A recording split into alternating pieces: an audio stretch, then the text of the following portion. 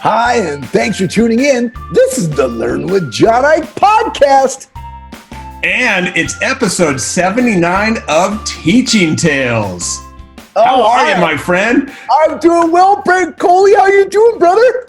I am fantastic, and I am here with John Eick. We're doing a simulcast podcast of the Teaching Tales podcast and the Learn with John Eick podcast. So this is awesome. Fantastic. I'm a big fan of the Teaching Tales podcast. I've been on the show with you before, and every time I drop a Learn with John Eick podcast, me and you are always riffing like, hey, did you hear that real riff right there? So like a simulcast, this is going to be epic. Hey, do you want to introduce kind of the overall topic, why we decided to riff on this topic tonight and why we're on the air together?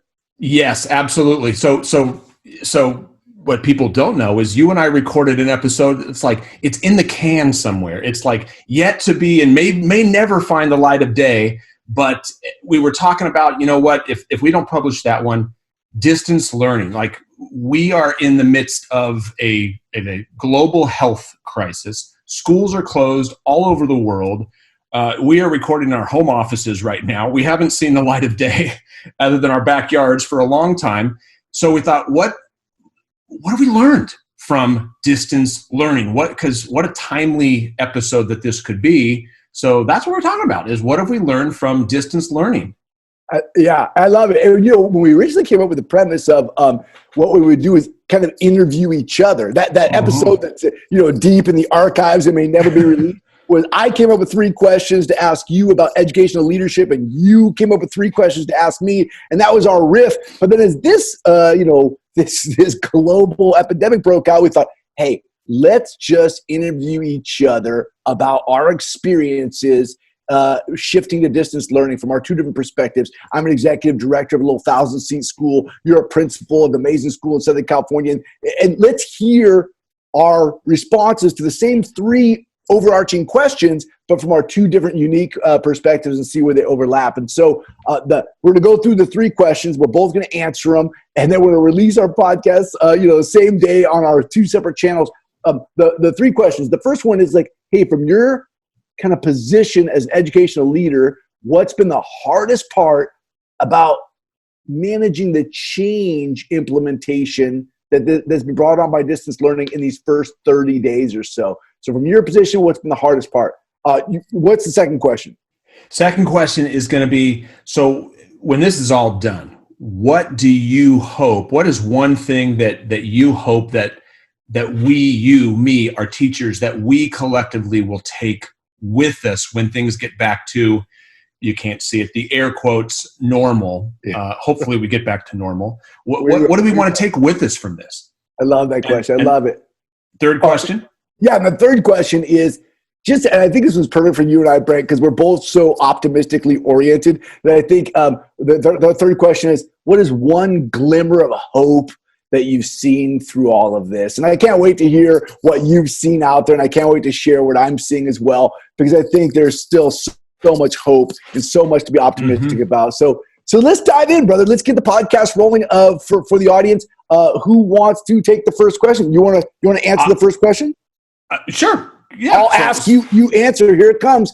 From your position as principal, what's the hardest part about the change implementation in the first 30 days or so? That's tough to narrow it down into one. Obviously, I think the obvious answer is the dependence upon technology. That the face-to-face, which you and we have had numerous conversations of the relationships are foundational. Education, teaching, regardless of your position, it is all about relationships. And that face-to-face component has literally, just like that, been taken away, where we now have a mandate. You are not allowed, forget the 6 feet. You can't be near them. You can't see it. It's gone. So I think that has been a hard part is telling teachers who want, and I'm sure you've got this because you've got amazing teachers at your school. I've seen them online. I've got teachers who they out of the goodness, they want to do right by kids. They want to go, they would go and drop stuff off at the kids' house. Oh, they need this, right. I'm going to go to their house and drop it off for them. And we're being told, no, you may not do that. It's the health inspector, the health office is saying, no, that's not safe. You can't do that. So almost having to shackle them and hold them back is so difficult as a school leader when it's what we spend all our time doing is we want to unleash the passions and unleash the talents of our teachers. And now we're saying, I know you want to do that, but you can't because it's not safe. It's not healthy right now. Yeah, so it's interesting, man. I mean, I love your riff right there because I agree. I think every one of our educators would, jump in their car, drive to somebody's house, and flirt with the edge of disaster a little bit to do what's right for kids. And so, yeah, that orientation of trying to, it's so funny because I think as a principal, you probably talk with your teachers a lot about creating relationships and leaning on relationships. And here you are kind of saying, and now I'm asking you to pull back a little bit and don't do what your heart calls you to do. Yeah, it's so tough, man.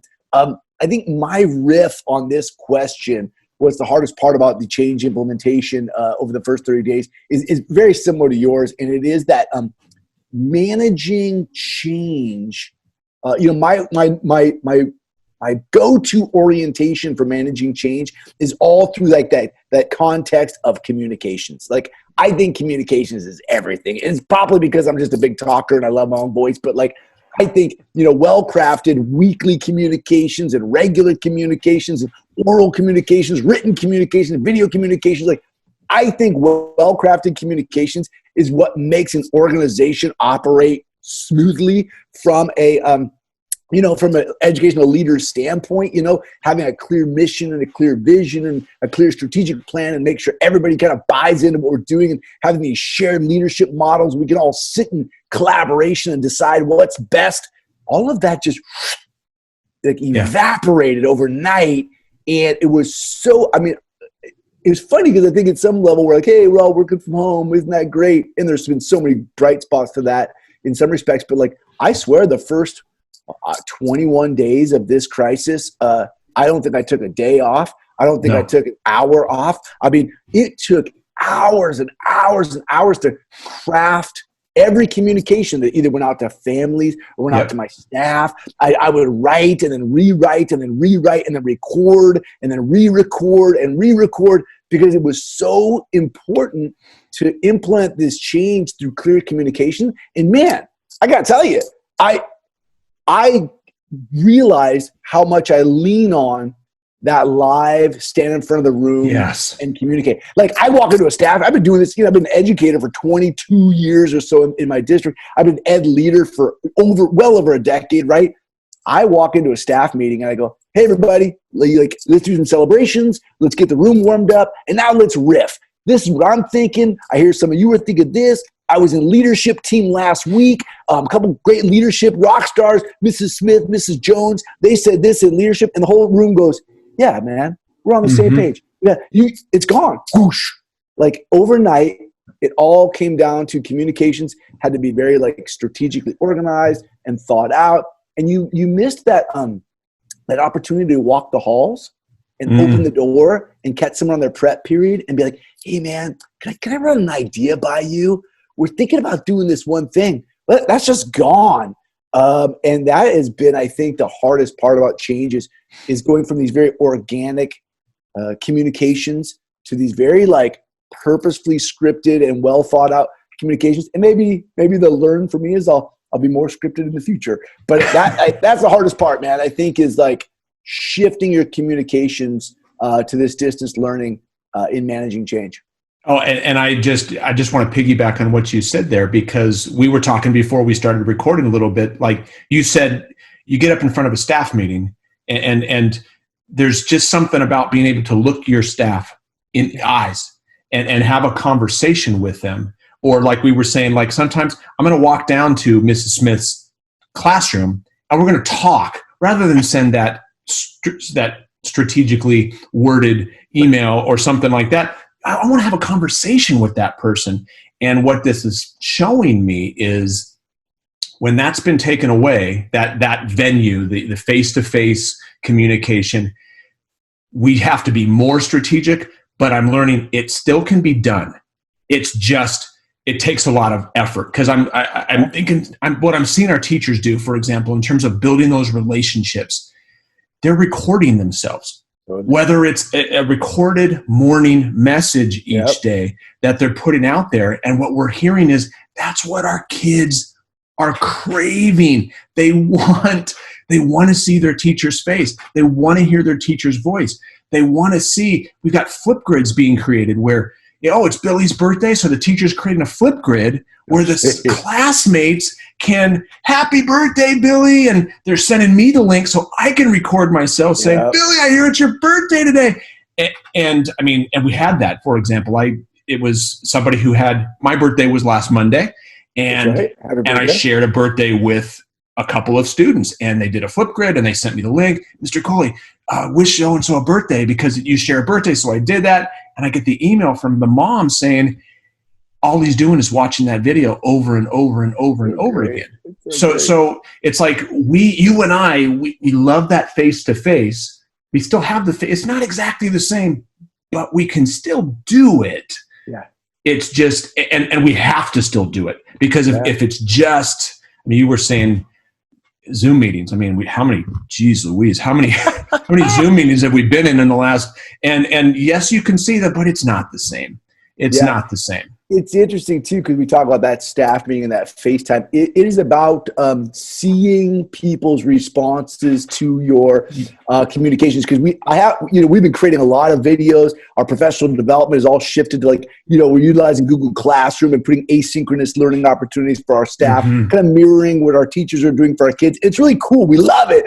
But boy, there is no replacing, watching your audience's face react with confusion or admiration or embracing of an idea. So it's been an interesting shift, man. Gosh, I think this one question of what is the hardest part, we could unpack it all night. We could we could have a whole episode on that. So let's move to question two. What do we got? What's question? I'm going to you're going to go with question two. I'm going to ask you. So what is one thing you hope we take with us?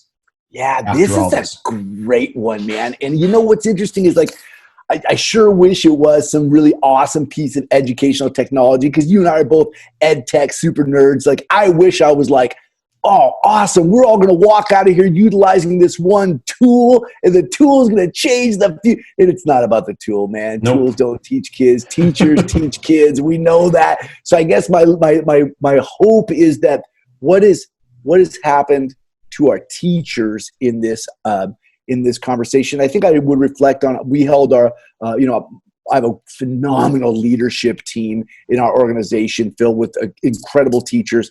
And we were having this really cool riff last week or the week before. I'm on spring break right now, so my brain has gone to mush. But I think it was 2 weeks ago, we're like, hey guys, what are some of the challenges with this distance learning model? We're doing a lot of asynchronous learning because we think it's a real equity issue to ensure that kids can learn morning, noon, or night whenever it's convenient for their family. So we're talking about that piece, about how to construct asynchronous learning opportunities. And the conversation around differentiation and universal design for learning came up in a really interesting and different way. We always talk about personalization, differentiation, UDL, universal design for learning, in regards to equity and access. But it really, really hit home when teachers were like, man, it is so hard to design a lesson online in an asynchronous fashion and really ensure that we're personalizing for kids.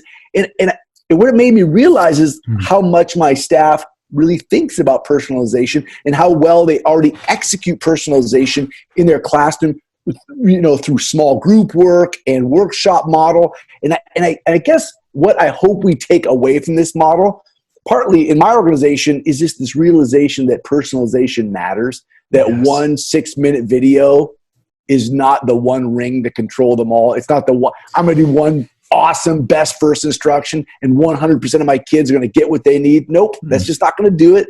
We're going to have to differentiate and utilize, the removal of barriers through UDL and all these mechanisms. And honestly, I'm going to be real transparent. I've got the best teachers in America. I don't know that we've figured out how to do that via distance learning yet. I mean, we're 3 weeks in and we're like, oh my gosh, this is so hard. Yes. So I think we're going to struggle through distance learning for another 9 weeks or 8 weeks, whatever we got left.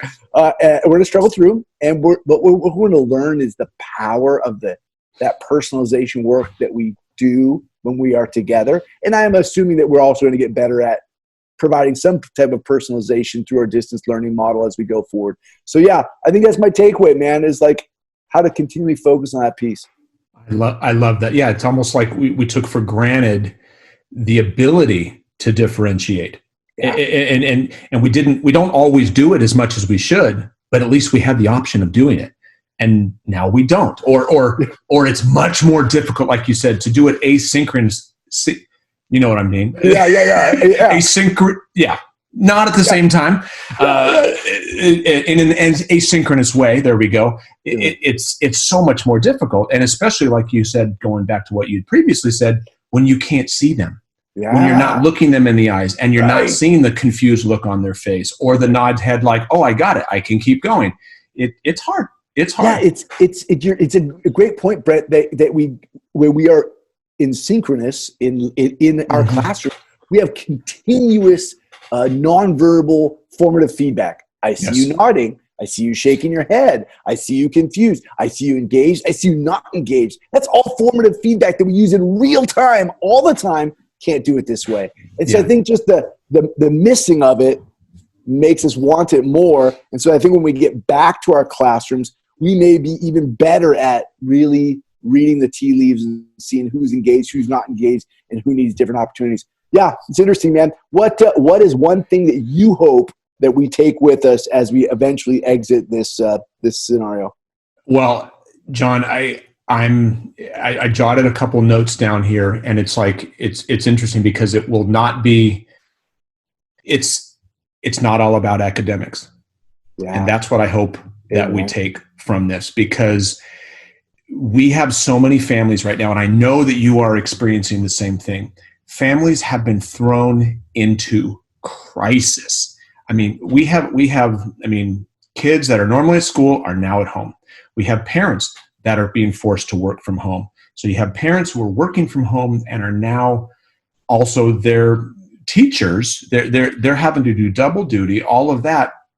And we got to make sure that our families are okay. That's been a message from my assistant principal and me to our staff is, guys, that whole go slow to go fast mantra has been really what we're preaching. I think it was, I'm totally blanking on the thing, but somebody had tweeted when this whole thing started, make your plans, cut it in half, and then cut it in half again. Yeah. And basically, like, please don't try to replicate 6.5 hours of what you would do in the classroom to try to do in somebody's living room, because it just ain't gonna happen, especially considering that our families right now, I mean, you see these memes that are going around of if teachers weren't appreciated before, if they weren't appreciated before, there's a lot of parents out there that have a newfound respect for, oh my gosh, this is what you do all day.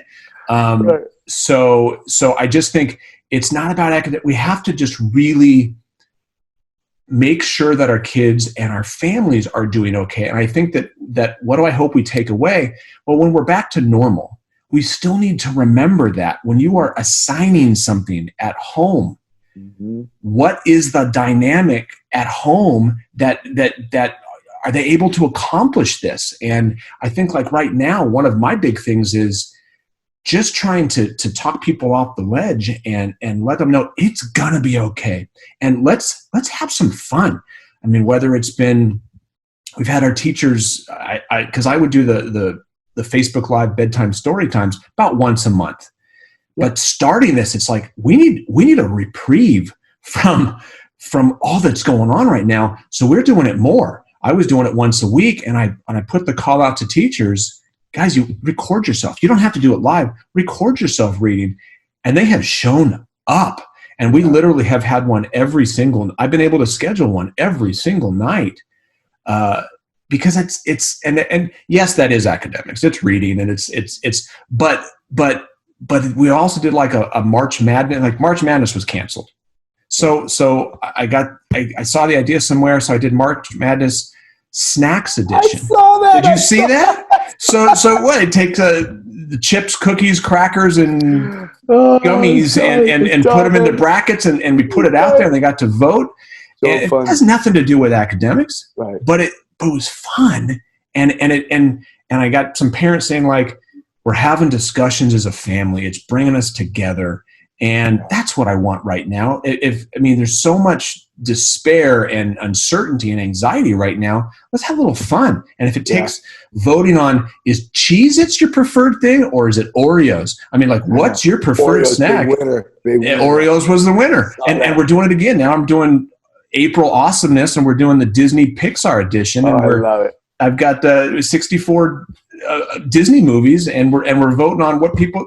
And it's just fun, and we need more of that. It's interesting because it makes me want to take back my answer and reintroduce. No, your answer was perfect. But I'll tell you why. Because I think one of the things I hope we take out of this is the realization that trauma-informed practices are meaningful and real. And what I mean by that is I got an opportunity I recorded a little video for my staff, and I said, "Hey, everybody, we know that the research indicates, that trauma is a construct of these things called ACEs, right? Adverse childhood experiences. Hey, child's family goes through a divorce. That's an ACE, adverse childhood experience. Mm-hmm. Hey, a student of poverty has multiple ACEs, adverse childhood experiences, right? But right now, for maybe the first time in edu modern history, every single one of your students and every one of your, everyone is experiencing an adverse childhood experience. It's called, shelter in place. And so we have to recognize that these ACEs, they manifest in trauma, and trauma very often manifests in ADHD-like symptoms, and it affects learning, and it manifests in behavior like anger and depression, and that affects learning. So if you're trying to push forward standards and make sure your report cards get filled out, number one, hey, heads up, you're going to fail because everyone's having trauma right now. And number two, if you're doing the old, not that my people don't, but if you're doing the old school stand and deliver form of instructional model, that's not a trauma-informed practice, and you ain't going to get anywhere. Like, this is that moment where you're like, if you don't invest in social, emotional learning competencies, then you're not going to yield any academic growth at all. And I think if I were to take something forward, I would like to learn from today, April 2020, and when we finally get back to our classrooms, to never lose that we learned that trauma is real,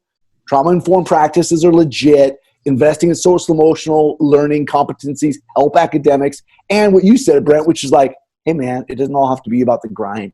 Let's have some fun. Let's give opportunities for families to engage in this stuff together in a kind of low stakes, low floor, high ceiling way. So yeah, I love it, man. That's a great takeaway. See, there's so many silver linings. Look at that. There are, which leads us into our final question. So I'll ask this question. Let me ask you. It's your turn. So, what is one glimmer of hope that you have seen during all this? I was talking with somebody earlier today. I mean, there's lots of glimmers of hope. Actually, I mean, right now we're knee deep in it. What our teachers are being forced to do. I mean, they are thinking outside the box because they have no other choice. I mean, it's the only option right now. They are learning new strategies, new tools, and I totally agree with what you said. It's not about the tool. That being said, if a new pedagogy comes, it can definitely be something, and I'm going to use Flipgrid as an example. I've got teachers who were maybe a little fearful of, I don't know if I can do that. I'm not real techie or something, who are now, I've got one teacher who she was one of those, would not be what we call an early adopter. She's now my go-to person when my other teachers, and it's like, she ask her. She's ready. She can help you. So, and I think what the glimmer of hope is, they're gonna have different tools in their tool belts that when they get to their classrooms in August, and we're back to and I don't even want to say normal, because I think it's going to be there is no more normal. It's a new normal. Yep. It's back to back when we get to go back into the brick and mortar building. Yeah, right. But my glimmer of hope is that, like you said, that trauma-informed practices are on the forefront in the forefronts of our minds, and the tools that we use, like Flipgrid, like asynchronous learning, and giving opportunities like that it's not just I learned that just to get me through. Yeah. It's, oh dang, that really worked. And if that worked when I wasn't face to face with them, imagine what it could be if we were able to have those face to face conversations. So I'm really encouraged. Again, right now it's kind of hard to see it, because I just want to go out to eat with my family. I mean, I don't know if it's like, I can't wait to just go out and sit down in a restaurant when all this is over and enjoy that. But if we look out there, there's so, I mean, you and I know we believe the same thing, that all things work together, and good is going to come out of this. And that's my hope, that we are learning, our teachers are learning new things. They're going to be more equipped to handle the challenges that come their way when this is all over. Yeah, amen. I mean, necessity is the mother of invention. And innovation. And I may have got a very tech-forward staff, but I have had more teachers, even the ones who you would call, air quote, the techie teachers. I've had more teachers say to me in the last, 30 days, oh my gosh, I am learning so much. Yeah. And so from the tool side, it's phenomenal onboarding, because then you'll bring those tools back into the brick and mortar classroom, and in the new normal, be able to utilize those, in the class would be great.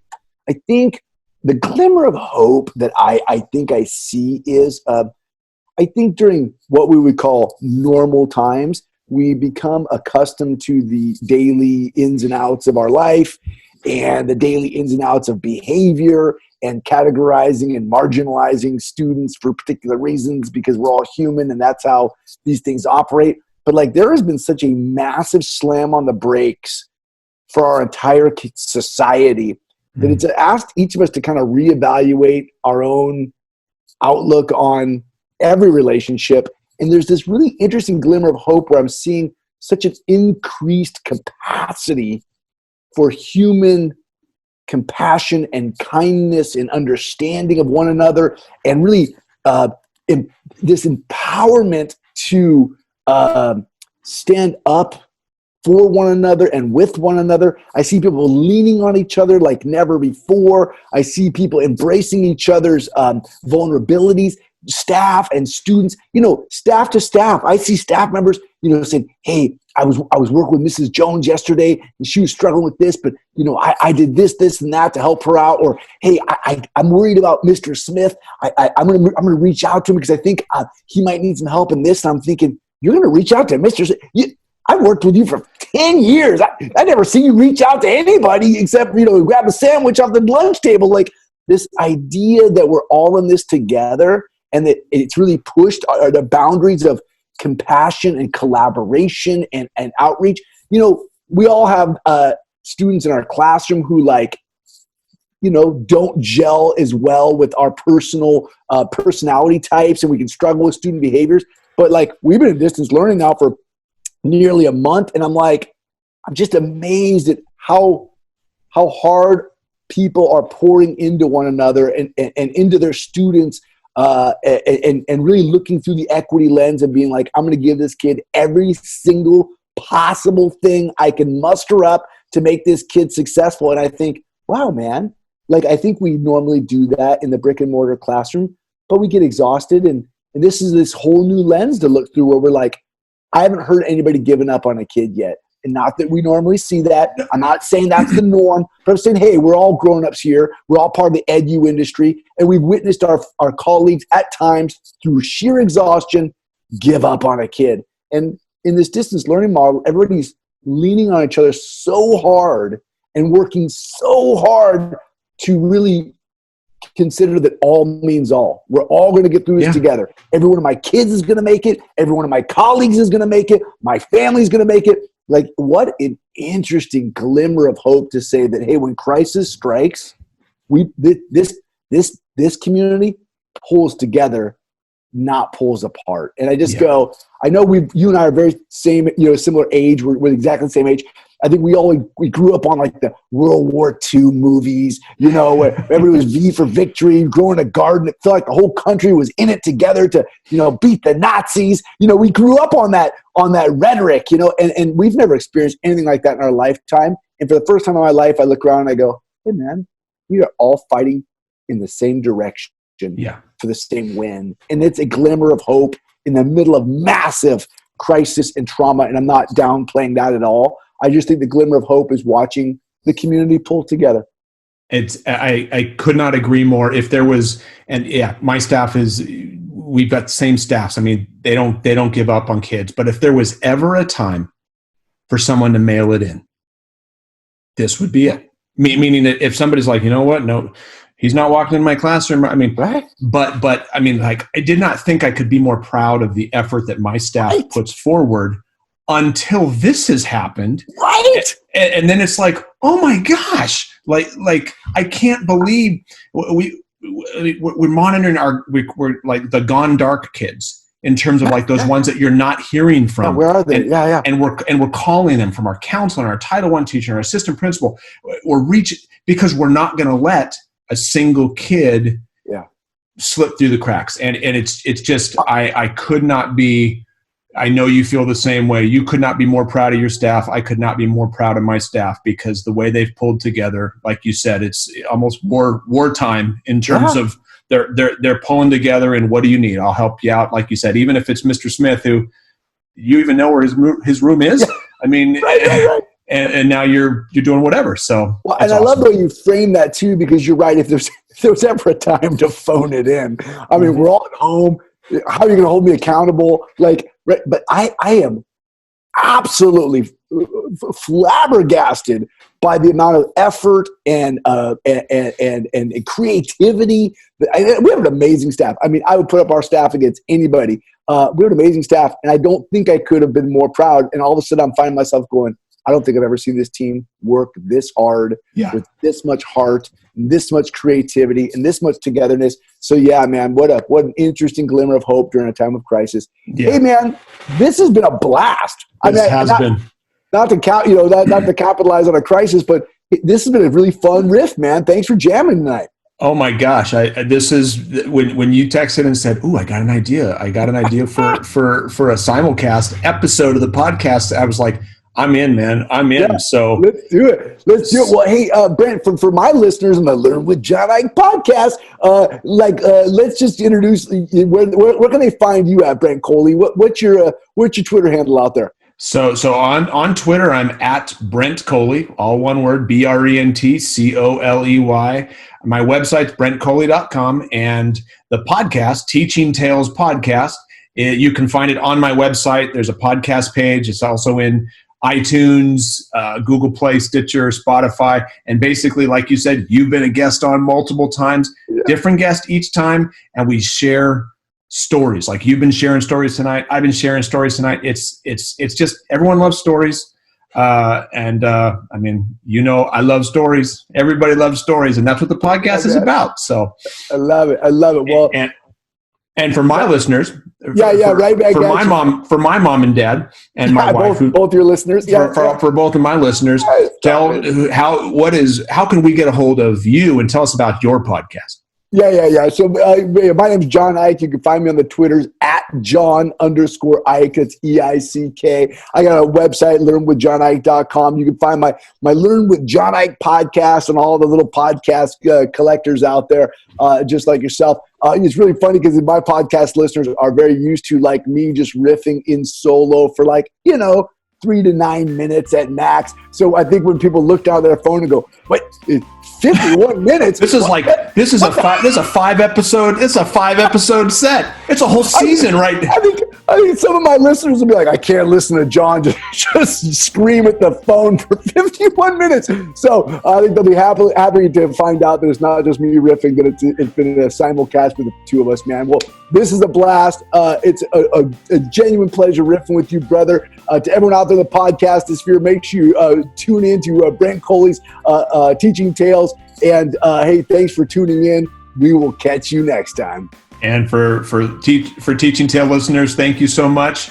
Until next time, have a good one. And John, give me a... Yeah.